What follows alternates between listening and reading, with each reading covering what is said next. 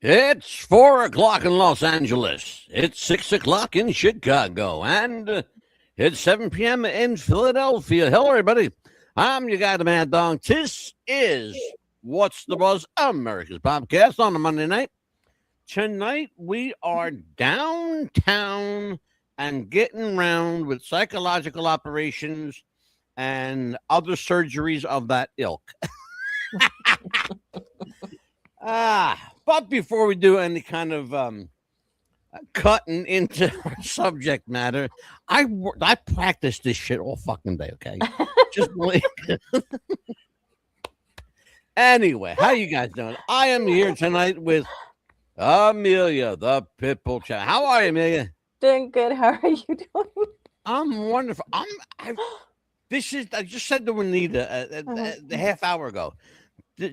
All day, I woke up this morning and my head felt like it was squeezed. Like, I don't know if it's allergies or whatever the hell. Probably allergies, because the weather here's goofy anyway. and my neighbor was cutting his grass today, so that didn't help me. And yeah, it's his fault. Oh, please. And then I felt pretty good this afternoon, and I feel really good. So everything's working out good today. How was your day, Mill? It's busy. We had that one guy that I was telling you about that, you know how they always say you have one bad apple where you work at? Yeah. He decided to call out, and of course we got so swamped, and he's always that one not team player, as they say. Yeah. Oh, yeah. I know. I used to work with a whole crew of them. So we're going to actually, I was going to bring up a show about that. So we're going to probably do a show regarding that soon. You know, that's probably not a bad idea. And that's not a bad idea. And since you're the one that comes up with this shit sometimes, then go ahead and do it. Yeah, he kind of tried to throw me under the bus, and I'm going to bring that up on a little comment that he made. Oh, there you go. I have a few things that he said that are not very business proper, company proper, that I'm going to bring to your attention. And but I also went to the doctor. She tried to get my thyroid under control, and it's low again. So she's trying to up my meds and then lower my meds. And I think my problem is my doctor's over medicated me. I'm taking the stuff that's making me sick instead of making me better. Oh my goodness, that's not good. So I'm doing this shit myself. I'm doctoring myself right now at the moment. That big Cal is up on the screen. How are you, Cal? What's going on with you? You're looking how I'm gonna say dapper. Kind of like the band on a run right now, but you look like you're running real fast. Oh, I've been at it all day long. It's I've been How's been the on the road coming along. Still haven't found one. I got a couple of interviews coming up, but you know, I've been keeping myself above water. That's good. Good for you, kid. Yeah, you have to sometimes. Delivering, delivering people. Yeah, Uber, Lyft. Delivering pizza, delivering Uber Eats, that kind of stuff. Hey, look, it's cash. It's money. Exactly. Like, I'm making more right now than I was working a full-time 40-hour-a-week job. So, I mean, it's keeping me afloat. Like, I don't do Uber Eats. I only, pick people up, and I basically travel across the entire state. That's funny because there are people up here. That's all they do. They say that there's more money delivering food than there is delivering people. It depends on the platform. And I believe it. I believe it, The problem with Uber is Uber Eats, after you deliver someone their food, they have up to an hour to go and change the original tip. So you get baited into delivering their food thinking you're going to get $20-$25, and then it becomes $2, $4, maybe $6. Oh, jeez. Yeah. Crazy. Well, if I'm not mistaken, and then Cal, you would be able to tell me this. Don't they work like on a percentage scale like this there's a certain percentage of the cost goes to Uber. a certain percentage goes to the driver. Isn't it like there's that's definitely how it is. Yeah. I don't want to get deactivated from the platform, but I feel like they basically charge the customer, and they only give the driver who's destroying their car a minor pittance. I heard that. I heard the driver gets like this much, then Uber gets this much, and then the rest is like administrative stuff. Yeah. Paying salaries and shit like that. I'll tell you what we're going to do one day. We're going to do a show on Goodwill, because that's a company I got a real problem with. Real problem with Goodwill. But I digress. But tonight, we are going to talk about a subject matter that we've been discussing privately here for a little bit. Psychological operations. It's been up on our board for quite a little bit, and we decided, you know what, we're just going to jump into this shit tonight, because there's a lot here. So I want to start with Cal, because Cal is kind of like our conspiracy kook at large, and he's my go-to guy. So Cal, when were you first aware of this thing called the Psy-Op program? Oh man, like I remember like shortly after 9/11 I started hearing the stories, because I've had most of my friends, I hung out a lot with their parents. I preferred to hang around older people. Yeah, sure.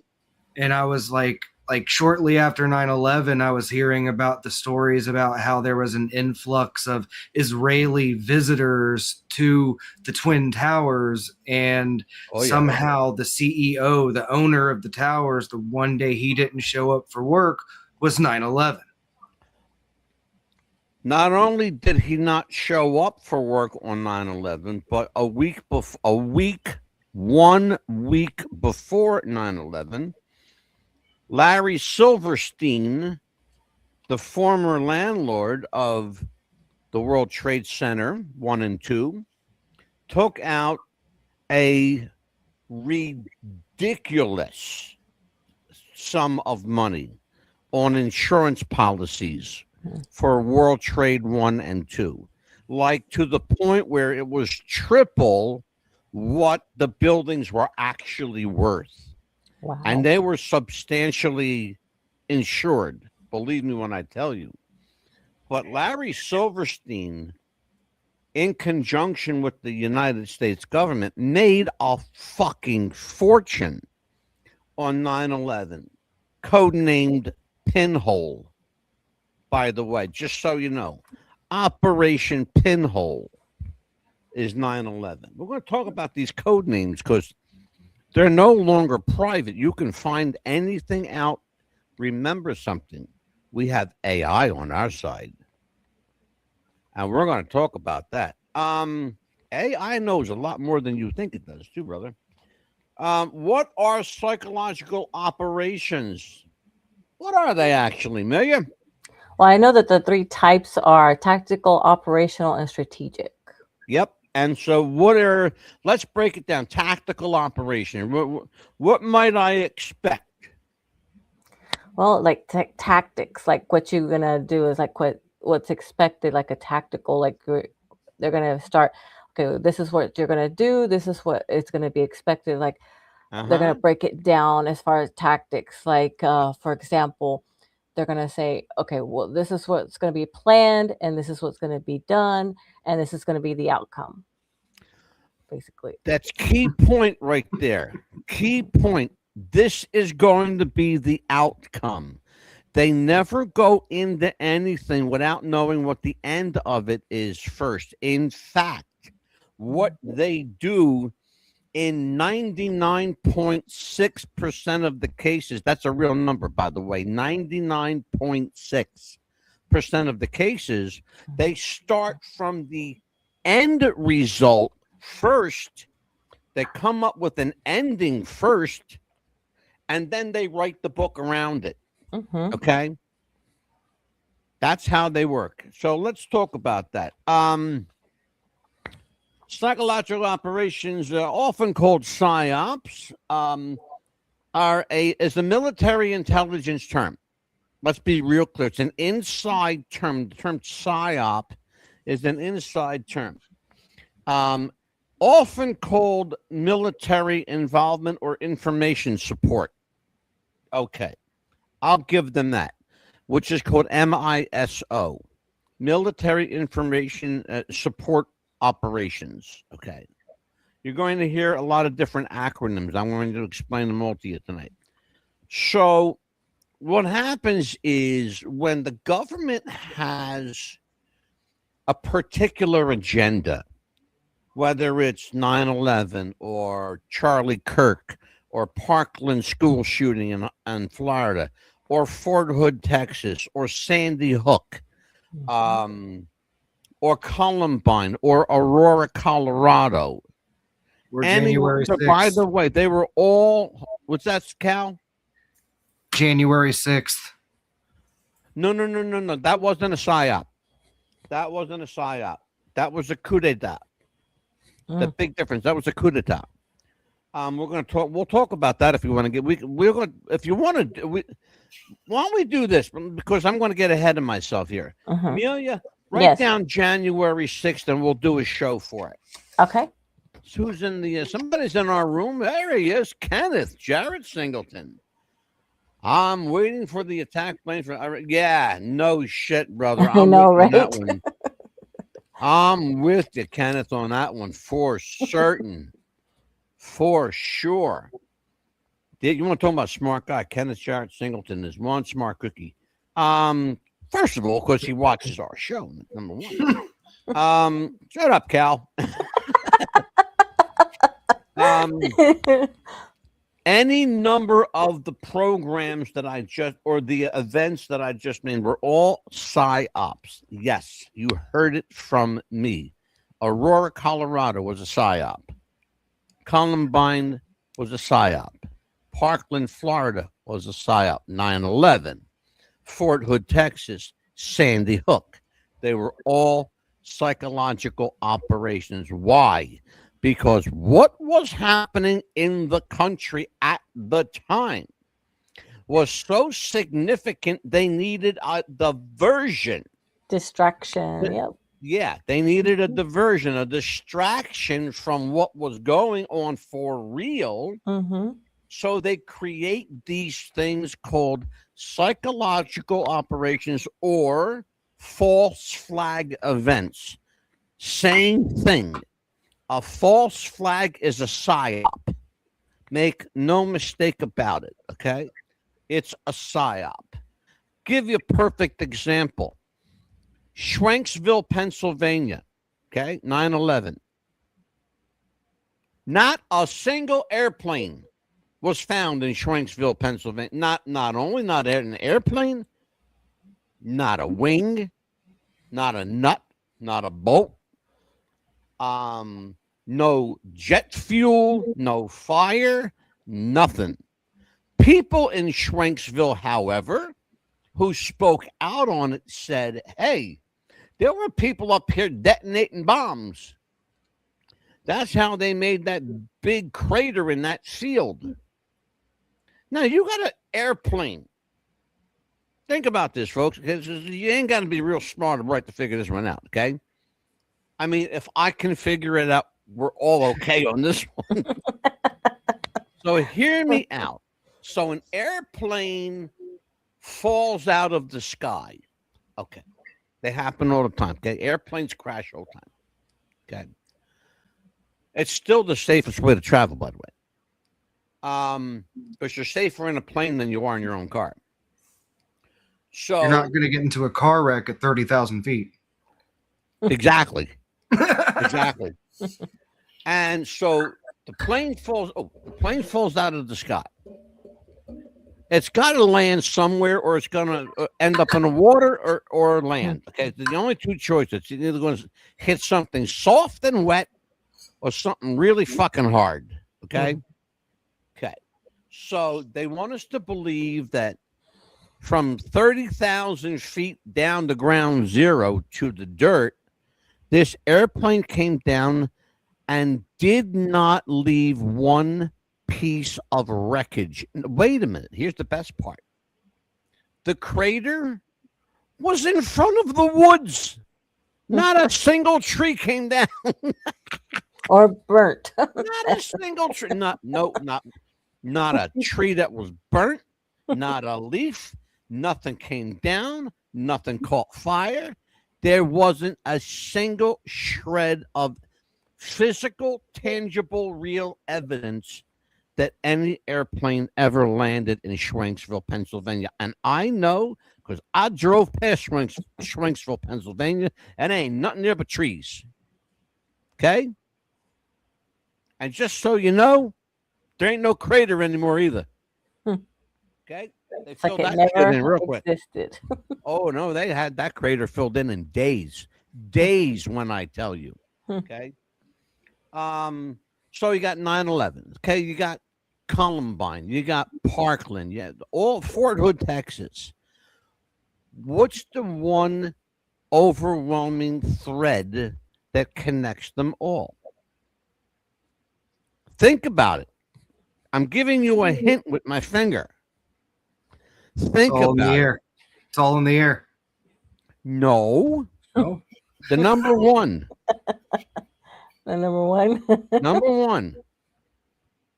One person.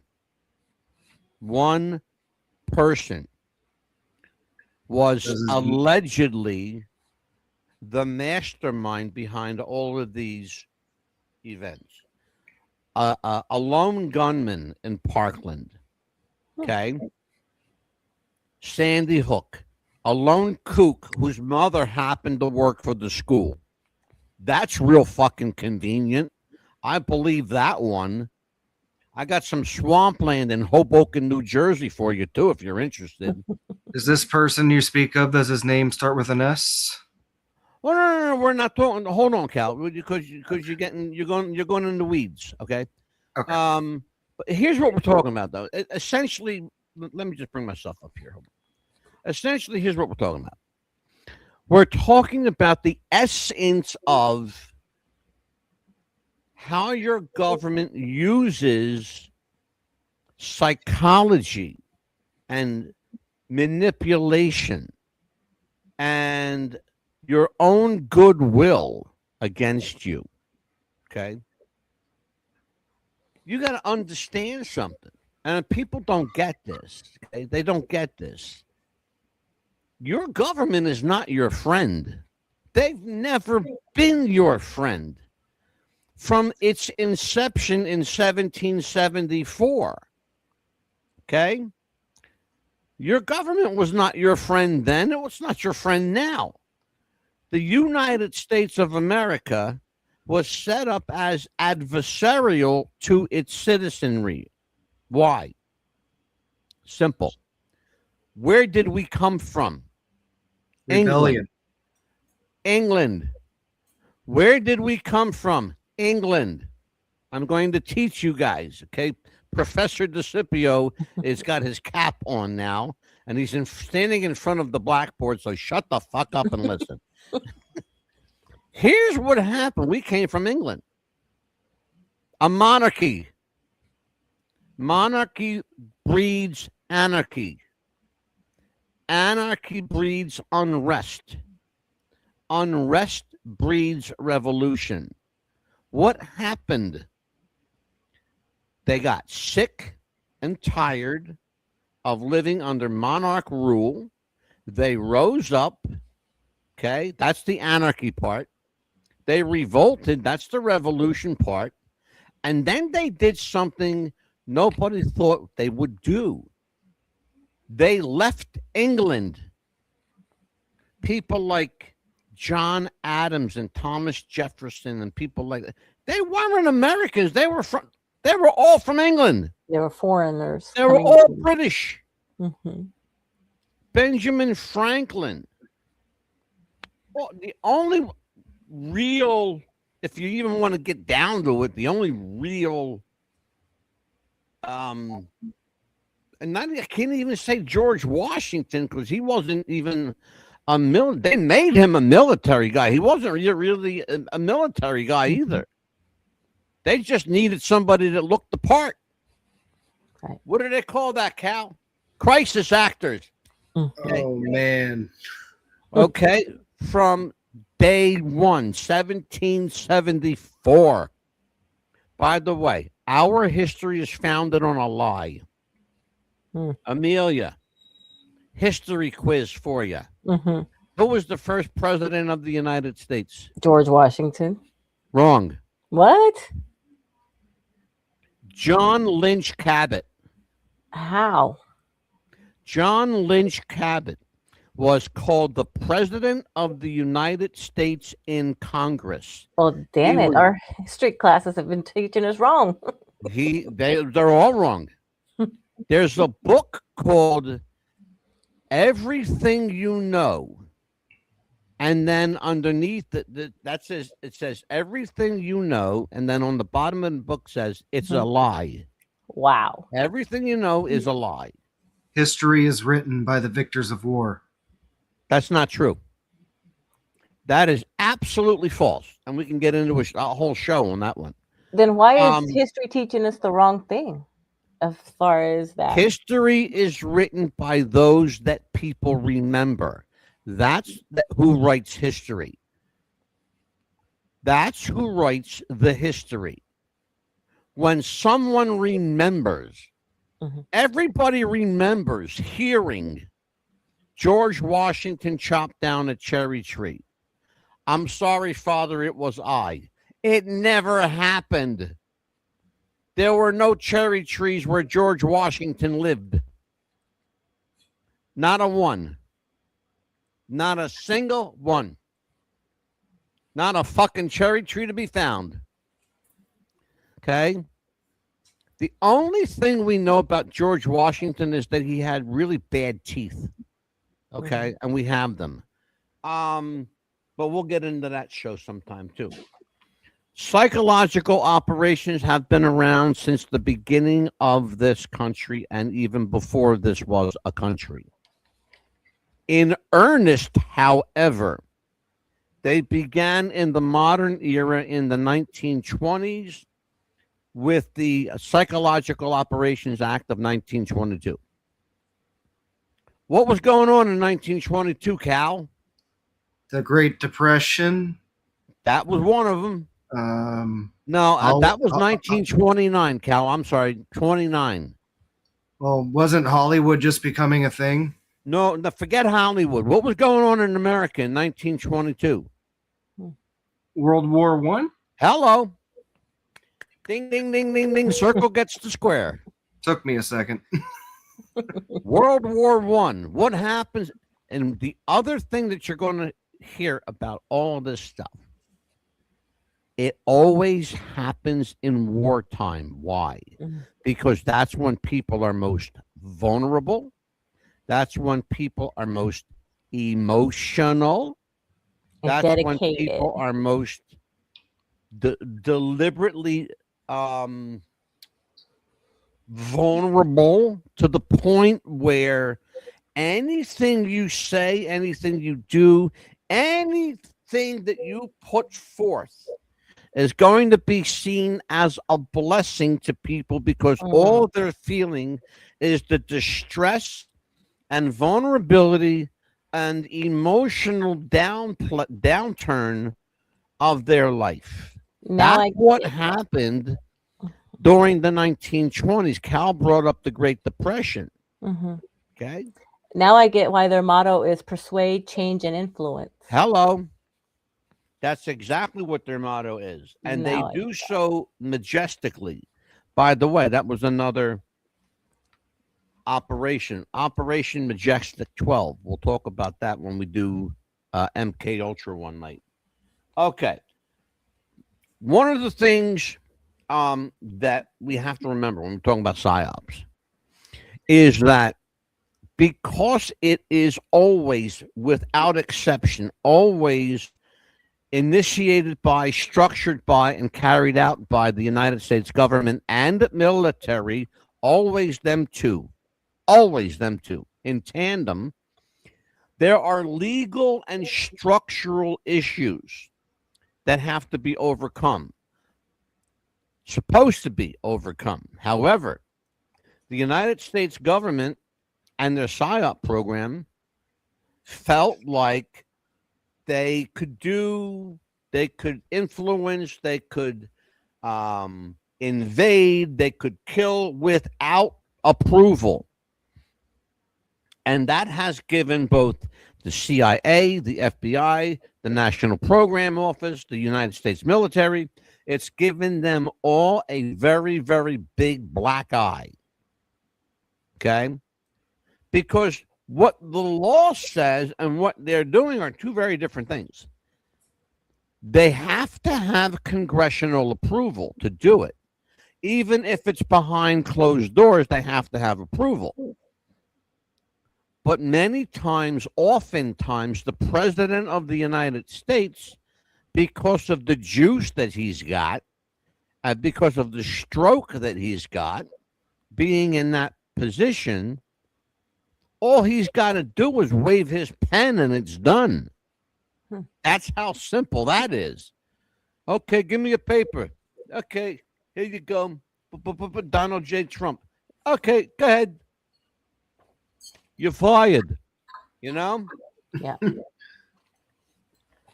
That's PSYOP. So now let's put the paper away and let's talk about some of the most egregious PSYOPs.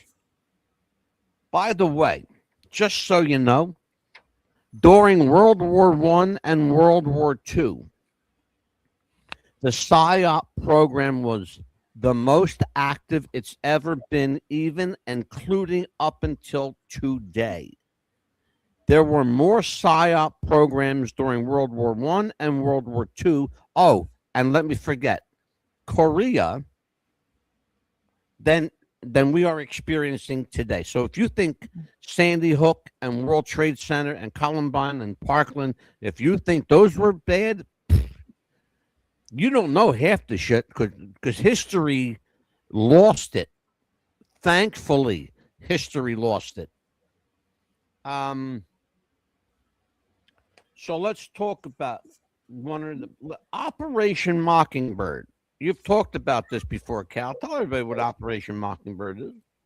Well, Operation Mockingbird, it allowed the news media to become one giant entity that keeps repeating the same messages across the airwaves back and forth.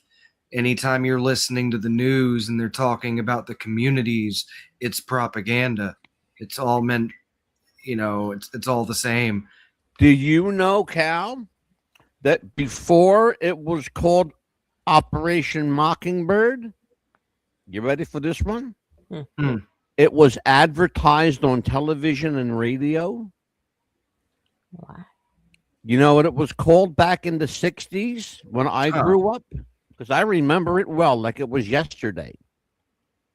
They called it Radio Free Europe. Wow.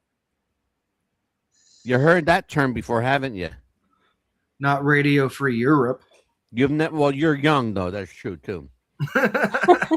Radio Free Europe. And they used to advertise it on the television and radio stations here in our country. Because what they were doing is they were using our news media and our television and our films to Americanize people in Vietnam, Cambodia, Laos, people in Russia, Cuba, people in France, Italy, Belgium, Germany. They were using the American news media and all of our media outlets like film, television, newspaper, print. One of the biggest in the print business was the Hearst family. William Randolph Hearst. Hearst newspapers. Wasn't he also an oil tycoon in the Prohibition times? Nope. No, that was Harry J. Ansing. I'm sorry, I had them mixed up. Yep, you sure did. Not even close, Cal. But thank you. Thank you. Appreciate it. It's all good. It's all good. let me give you. Here you go. This is kind of an idea of what was available at the time. We had. You're gonna love this. Operation Ajax. Would either of you? I'm still up on the big screen. Why am I up here? Here we go. Would any of you like to take a venture a guess as to what the hell Operation Ajax was? I would think Ajax would be a cleaner, but that's just me.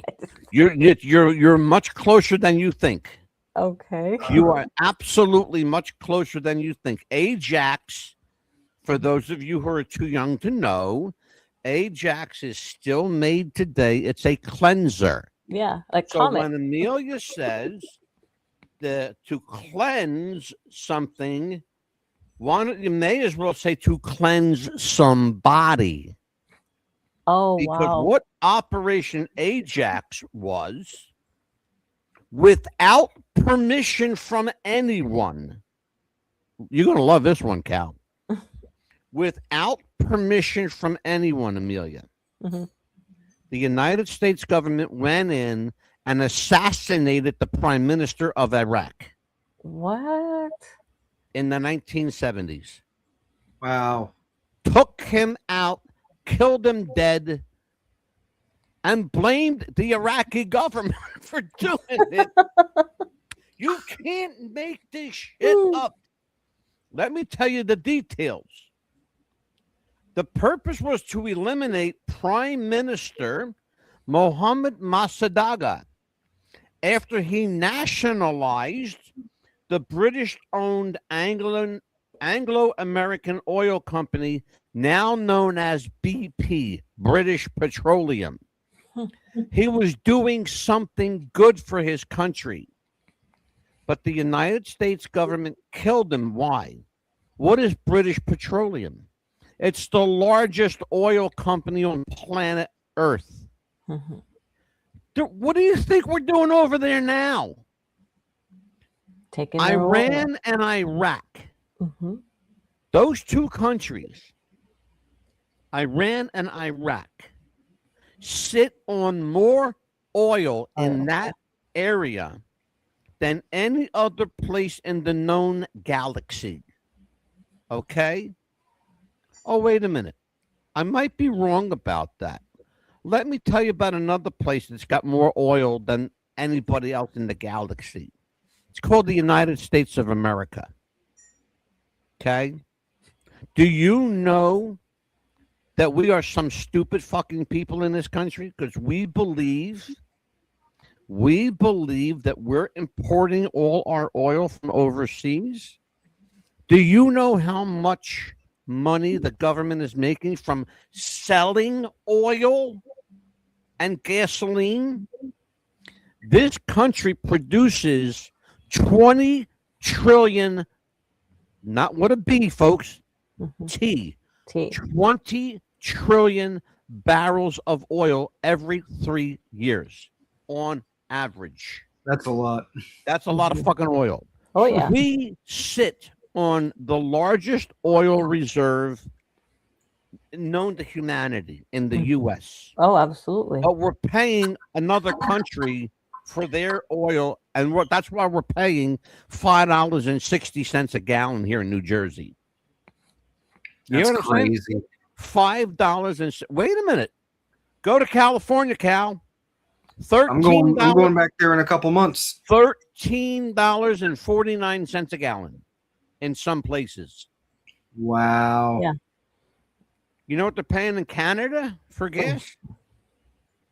$15 a gallon on average. Gosh. On average. Some more, some less. I guess I better not complain anymore. We're at like $4 here. Yeah, I ain't going to listen to you. Yeah. I got news. Don't complain, Cal, because I ain't going to listen to you. We're like at $3.89, $4, depends on where you go. Operation Mockingbird, Operation COINTELPRO, Operation Chaos. Cal, I'll let you have this one. Operation Chaos. What do you think that sounds like? That sounds like, they're going to do false flags on purpose to cause chaos and then swoop in and act like they're the ones that are saving the day. No, that's actually called hold on. I got that one. What you said is Operation, give me a second, because I have it right here. No, I'm going to tell you what Operation Chaos is. You're going to love it. Hold on. Swoop in and save the day. We're from the government. We're here to help. Yeah, I know. It was called Operation LIHOP. Sometimes called Operation MyHop. So you got LIHOP and MyHop, and I'll explain what they are. Okay. Let me do Operation Chaos first, because this ties into 9/11. Okay. This is where the U.S. You saw it happen. The president himself came to New York and stood on a pile of rubble with a bullhorn. We're going to find the people who did this. In the meantime, the lying piece of shit son of a bitch knew who did it because he gave the fucking order. Okay. Calm down, Ange. Okay. Yeah. Operation Chaos. You're going to love this one. This was government infiltration in high schools and colleges where they planted students, quote unquote, to stir and cause a ruckus and to present the air of dissident behavior. Okay?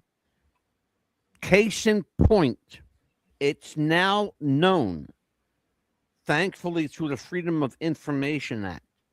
That's what happened at Kent State University in the late 60s, early 70s.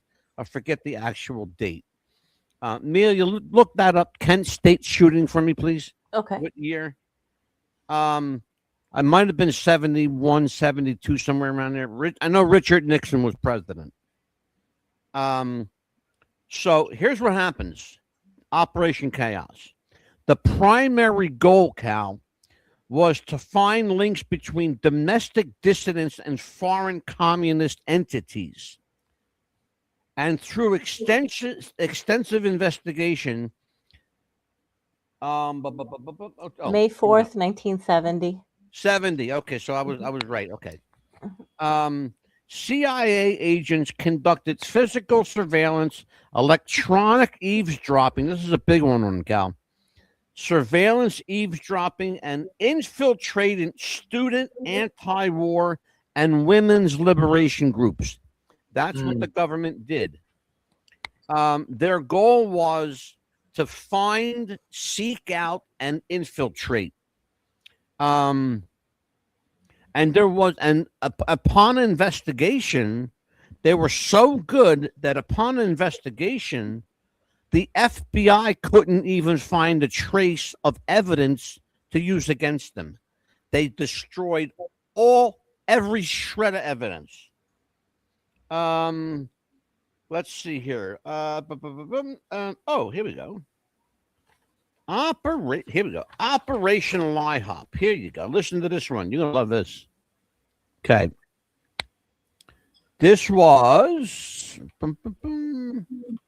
Radio Liberty, also called Radio Free Europe. I just talked about that. Okay.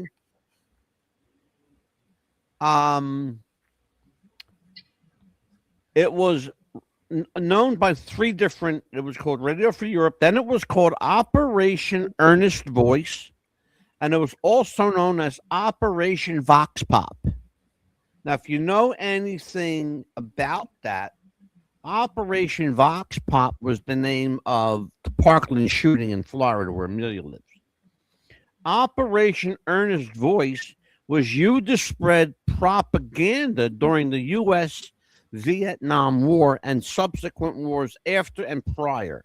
Okay, as what I said prior and what I said previously, you take this Americanized, red, white, and blue. We're here to, like Cal says, we're here to help. you know. And then what they did was they took that message and spread it to Europe, Cambodia, Vietnam, Laos, all over Africa, the Middle East. They were trying to Americanize the world. Right. And the world said, go fuck yourself, America. We don't need you. And that's basically what they did. Now they want everyone the same. They pretty much, Cal, yeah. Pretty much. Okay, so let's talk about this one. This came out. Thank you, ChatGPT. Because I got something from ChatGPT that I probably wasn't supposed to get. Uh-oh.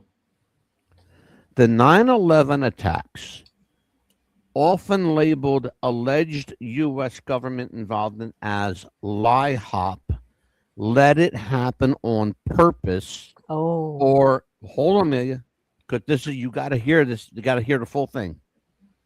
Let it happen on purpose, LIHOP, LIHOP, or sometimes referred to as MIHOP, make it happen on purpose, Cal. Okay? These suggest psychological operations from internal sources, internal plots, though they were widely discussed by officials investigating 9/11, like most, they dismissed this as just theoretical. We now know without a shadow of a doubt that there were not one single Arab took down the World Trade Center. Not one single Muslim was involved. And the Muslim people are owed an apology for that. So on behalf of the United States of America, I say we're sorry to the Muslim community for the shit that my government has thrown at you. They lied to you. They lied to you, and some of your people were made scapegoats. And I'm sorry. Iran, yeah, here you go. Kenneth Jarrett Singleton says Iran. Yep. There you go. Let me put that there. Oh, it's when we were talking about Iran and Iraq. This is what we're talking about. So now let me finish this up, and then because we got to discuss this one. Okay. Let it happen on purpose. LIHOP suggests that authorities had intelligence but deliberately failed to act to allow the attacks to occur. We know that that's what happened. The day before, on 9/10/2001, the day before, something happened that day that went glossed over that a lot of people don't even know about. Would you like to take a guess what happened that day? Let's see. They were putting bombs in between floors. Nope. Oh, They did that 9 months prior. Oh, wow. It took them 9 months to wire both World Trade Centers. Wow. Weren't they doing renovations as well? On the renovations, my friend, were the bombs being planted and wires being run. That's your renovation, quote unquote. There were no renovations. That was all the government.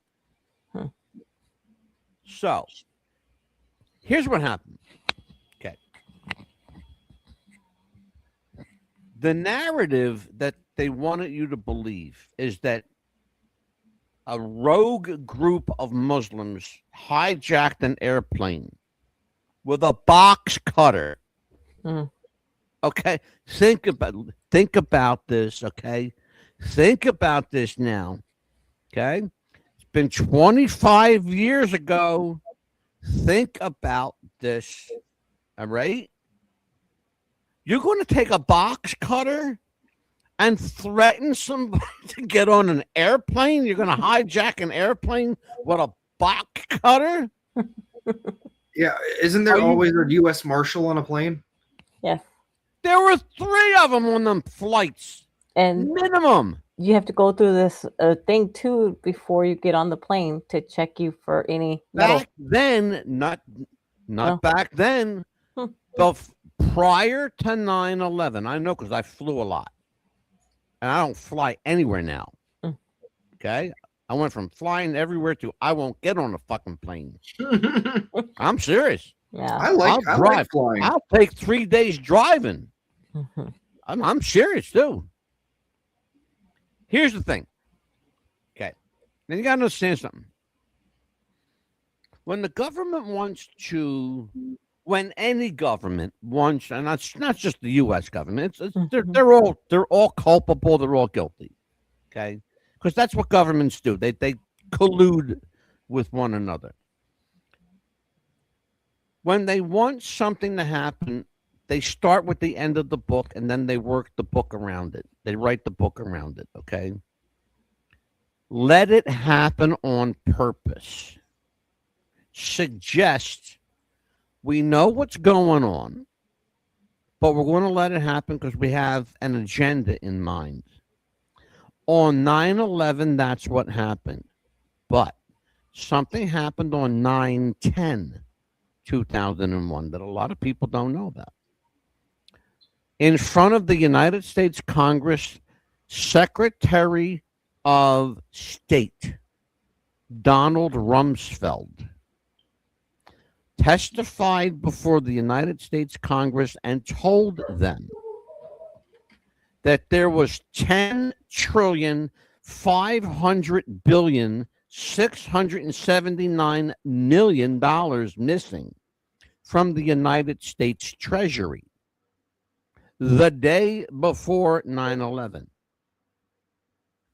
Okay. Those 2 buildings came down. Why? Because they were supposed to. 9 months in the planning. Okay. The next day on 9/11, they came down, but something else happened on that day. A building came down called the infamous Building 7. I've heard of this. Okay. Building 7, just to show you how they fucked so bad. They fucked it up so bad. Listen to this one. A British news reporter, not making it, swear to God, I'm not making this up. Not making this up. A British news reporter standing outside with her microphone going, "We've just received word that Building 7 has collapsed behind the World Trade Center." Okay?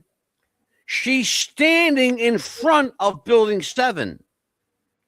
It didn't come down for another 40 minutes. Okay?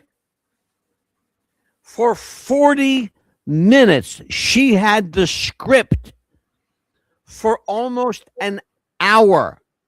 For almost an hour, she had a script she was reading from. Standing in front of a fucking green screen like I'm doing right now. That's sickening. You think that's a radio station behind me? No, it's a really, really good green screen, folks. Okay? This woman's out there. Cal, I'm not making this shit up. You go look it. Go look. Okay? Google it on, do it right now if you want. Go on YouTube. Google British reporter in front of Building 7. It doesn't come down for another 30 to 40 minutes. And she's standing out there. And on the news here in this country, people are going, wait, something's not right here. Because that woman just said the building came down, but there's the building. She's standing in front of it. Okay? Can't make this shit up. No. You can't. Prior knowledge. Huh? She had prior knowledge. She had a fucking script in front of her. I just told you that. Yeah. It's like a misuse of the term Psy-Ops. Cal, listen to me, my young, God bless you, my young naive friend, my young, good-looking Johnny Depp, double Depp over here, my friend, my co-host. Listen to me, young man. Papa's trying to help you here. She had a script. She stood out there like this. Her script was like, you're an actor, right? Right. What the fuck you think she was doing? She was acting. Acting. That building never went anywhere, not for another half hour. Damn. At least that long. Yeah, that's the misuse of the term psyop right there. It just freaks me out. Like, why do you think Jesse Ventura, formerly the governor of Minnesota, formerly a wrestling champion, why do you think Jesse the Body Ventura has been all over this shit like stink on crap? Mm-hmm. Because he knows they're lying to us. Mm-hmm. And he's got a voice and a platform. He was the fucking governor of a state for 4 years. Yeah. For 4 years. And could have ran for president and won. But Jesse was smart. He says, what am I going to do? What am I going to do? You're laughing because you know what I'm talking about. Yeah. What am I going to do? He had his own TV show, Conspiracy Theories. And he was like, Conspiracy Theories. Yeah, guess what? He made more money doing that than becoming president. Yeah. Remember something. There has never been ever been a poor U.S. president. Even if they went in with a little bit of money, they came out with a fucking truckload. Okay? There's never been a poor president. The job pays $500,000 a year, but the perks pay trillions. Bill Clinton right now is worth $400 million. George W. Bush is worth $280, almost $300 million. Wow. Barack Obama is worth $500 billion. That's how much money he's making from doing podcasts, doing speeches, personal appearances. That guy's making bank hand over fist. Are you shitting me? Hand over fist. Making big bank. Serious bank. This guy's making fucking billions. Okay? Billions. It's crazy money. Crazy money. I want that money. Yeah. I have you know how they had to do the distraction. His boyfriend, Big Mike. Go ahead, Mel. Barry. You know how they have to get us a distraction for 9/11, the Twin Towers. Why did they even have to put and I'm going to say bomb because you showed it, the bomb in the Pentagon? Why did they have to do that? Why did they have to give us that distraction? Weren't the Twin Towers enough? And I think the Pentagon got shot by a missile. No, you have to. It was shot by a missile. I showed that. I'm the only, probably one of a handful of people who had the balls to actually show it on the air. Right. Why? And I have it locked up. I have a hard copy of that. Yeah. It's not just it's not just an online copy. I have a hard copy. Right. Of that film. It was taken from a camera. Okay? I have it. Nobody knows where it's at, but I have it. Now, the other thing is, and I have to I got to tiptoe around this one. Sandy Hook. Okay. Yeah. Now, when you're talking, it's a slippery slope. It really, really is. It's a slippery slope when you're talking about children. Okay. Because, oh, by the way, and Kenneth says, Larry Silverstein is still living the good life at the ripe young age of 95. I wish him a long, healthy. I mean nothing against him. He's an evil, sick human being. You know, we are all answerable to the man upstairs. You know, God is the final judge. You know, it's like we say at the end of every show. You know, Lord willing, and the creek don't rise, we'll still be here. You know, Larry Silverstein, he may be living a long life for a reason. We don't know. God may have plans for him. See, everything turns into something spiritual. Yes. Because there's only two things in life: the physical and the spiritual. That's it. Don't let anybody kid you into thinking something esoteric. There's physical, there's spiritual. That's it. That's it. Okay? If you can't see it, feel it, or touch it, it's spiritual. Everything else is physical. That's it. So I wish Larry Silverstein a long life, good health, be well, you know. Just remember what you did and how many people died on your watch. Okay. As far as I know, nobody died on my watch. You know, I might have pissed a few people off. I may have said some things that were off color or inappropriate. That's called Angelo being a stupid fuck. That's it's being human. What that is.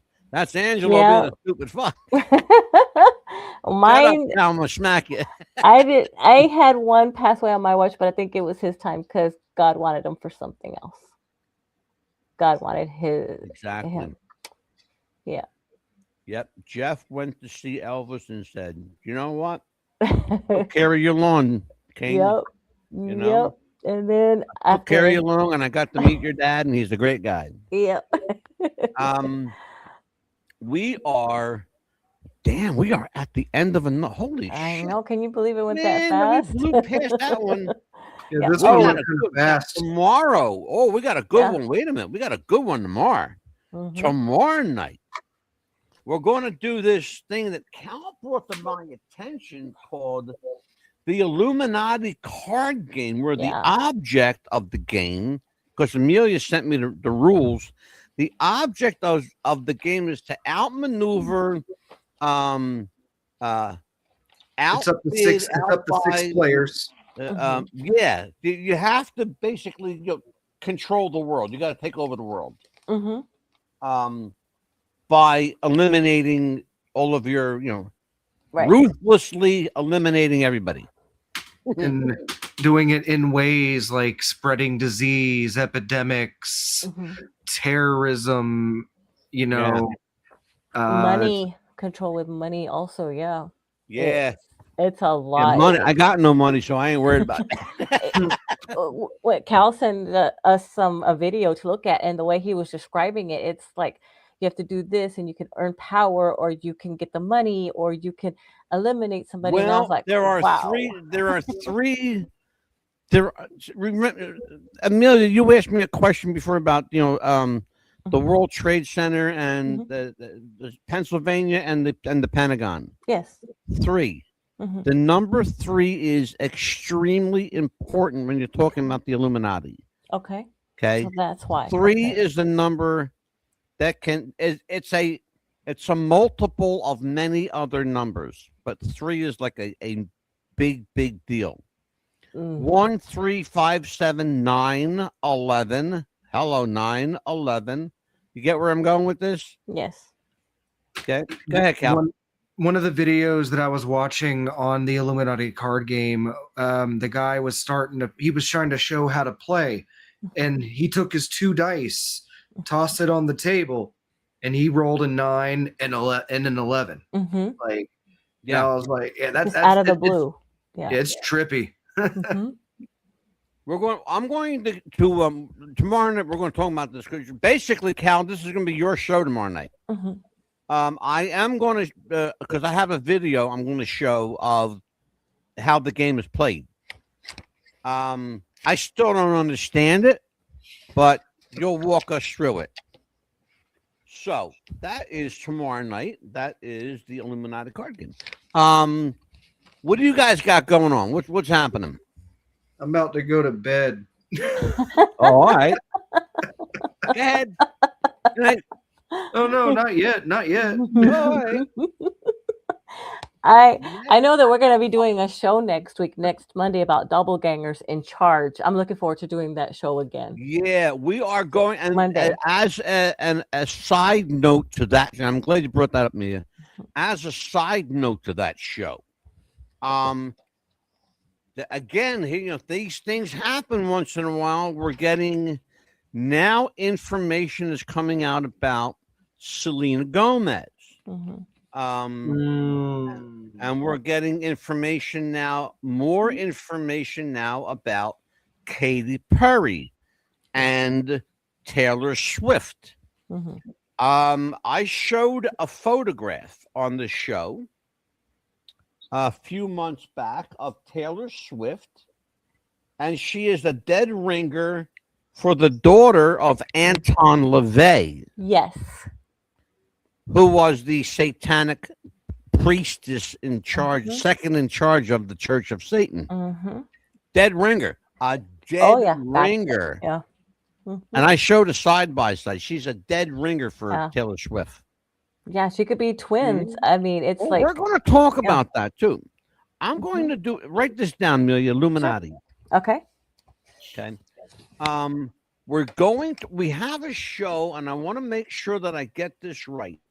We are next week. We're doing doppelgangers in charge, because I believe this with my heart. I believe this with my gut, that world leaders are being taken out and replaced by lookalikes. Why? Yes. What would be the advantage to that? Very simple. Control. Control from a one world government. You remember something. This shit's for real. It's been prophesied. Nostradamus prophesied it, but more importantly, the Bible prophesied it. Okay? We are doing a show also next week called The Rise of the Machine. What is the machine in this case? The machine in this case is AI. The machine in this case is your home computer, your phone, your tablet, your Nook, your Apple, and your Android. Then those are the viruses. We're gonna break with tradition, and we're gonna have a couple of entertainers on. I'm going to have an amazing guy named Alfredo Miller will be joining us, and he is a Sammy Davis Jr. look-alike and sound-alike, and you're going to see him perform. Then I also have my wife and I went to see an amazing tribute band to the Bee Gees called the New York Bee Gees. And it was for my daughter's birthday. She actually bought the tickets. And the truth is, she took us to see the show. And so what happened was I ended up mesmerized because, much to my surprise, I remembered all the fucking words to the song. And if you know me, I don't remember the words to shit. Okay, just ask Amelia. She'll tell you. She'll tell you. Ask my wife. She'll tell you. Happy birthday, Shelby, by the way. Yes. 26, my kid. Jeez. Holy shit. The other thing that we're going to do is, in addition to Rise of the Machine, is our existence just a simulation? Some important and powerful people have honed in on that question. People like Elon Musk, people like Joe Rogan, who has real strong opinions on it. People like Dr. Machio Kaku, who I think is just absolutely brilliant. The astrophysicist? Say again? The astrophysicist? Yes. Yeah. Amazing. He is just a walking computer, this guy. Machio I love his take on quantum theory. Yes. He's the founder of the String Theory Foundation, and we'll talk about that during that show because that ties into the whole simulation thing. And we're going to do the reality of parallel universes. Is this matrix that we live in, is this Mandela effect that we are experiencing a real thing, or did it happen as a result of time literally folding in on itself? And Cal is already shaking his head no. Go ahead, Cal. Oh, man. Look. When it comes to parallel universes, it all, like, my personal opinion, in 2012, when everybody thought the world was going to end on December 21st, there was a giant earthquake that struck Chile, and it was strong enough to knock the planet off of its original axis point. 8 and that's degrees. why we started having memories of stuff that didn't happen. Exactly. Or maybe they did happen, and we don't know. We don't know. What happened was, by the way, what Cal just said is going to tie into our last known show so far, May 12th. The Power of Propaganda. The Power of Propaganda. We just look, Psy-Ops is a perfect example of the power of propaganda. Radio Free Europe. Yeah. Advertising on TV. How's that for fucking ballsy? Huh? On American TV. Yeah, I'm looking forward to May 12th show with John Davis, who died for 7 minutes. John came Davis, back. We're going to talk about John J. Davis, documented, by the way. There's not just a story, documented that John J. Davis died on an operating for a routine, something routine. He went into the hospital for something simple, just a little minor fix, and go home. Okay. Well, he ended up coding on the table. I don't know what happened. Nobody knows what happened. He dies on the table. Not one, but 4 surgeons that were in the operating room with him witnessed his death. And they all, said, we got to call it. We got to call it. Okay. It's, what time is it? Okay. Then they give the time of death, right? Well, guess what? Lo and behold, about 7 minutes later, John J. Davis woke up from death. Okay. What happened? I think, and I have no proof of this, but I think what happens is God or your spirit or whatever deity you believe in, I call it God. I call him God. I think what happens is he puts your spirit back in your body, or you find your body and they call jump back in. Yeah, you jump back in. Okay. And I think that's what may have happened in this case. That you've heard the stories many, many times from complete strangers, none of them related. None. Who say, I was hovering over my body. I saw my body on the operating table. Okay? You're not seeing your body on the operating table if you're under anesthesia, because you're not seeing nothing. You're essentially, pardon the pun, but you're dead to the world at that point. You are, yeah. Okay? And then they bring you back with, another type of anesthesia that wakes you up. Okay. They couldn't wake up John Davis. Okay. John J. Davis was dead. He had no pulse, no heartbeat for 7 minutes. That's some crazy stuff. Okay. Something shocked him back to life. Well, we're going to talk about, it's funny you say the word shock, because he uses that word. And I'm going to leave it at there. So what we're going to do then is next week we're going to get into a couple of our shows, and I will tell you tomorrow night when we will have the New York Bee Gees on, because I'm going to speak to the Barry Gibb of the group tomorrow morning, actually. I would love to be able to get a hold of the real Barry Gibb too. Absolutely. Oh man, would I want Amelia? Mm-hmm. That's a high priority. Why don't you reach out? Okay. Try to reach out to Barry Gibb's management people. Okay. Tell them what we're doing. That we have a Barry Gibb lookalike that does the New York Bee Gees, and we would love to surprise him. Okay.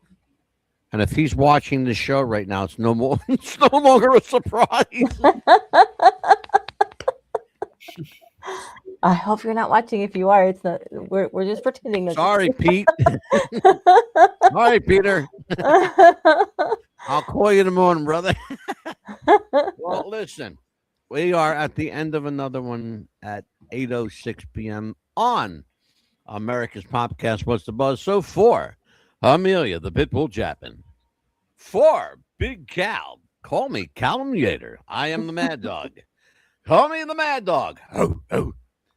We will see you, Lord willing, and the creek don't rise. And when we say that, we say, tomorrow, my friends, is promised to no one. But be good to each other. Be kind. Remember, it takes a lot more to frown than it does to smile. So be nice to each other, okay?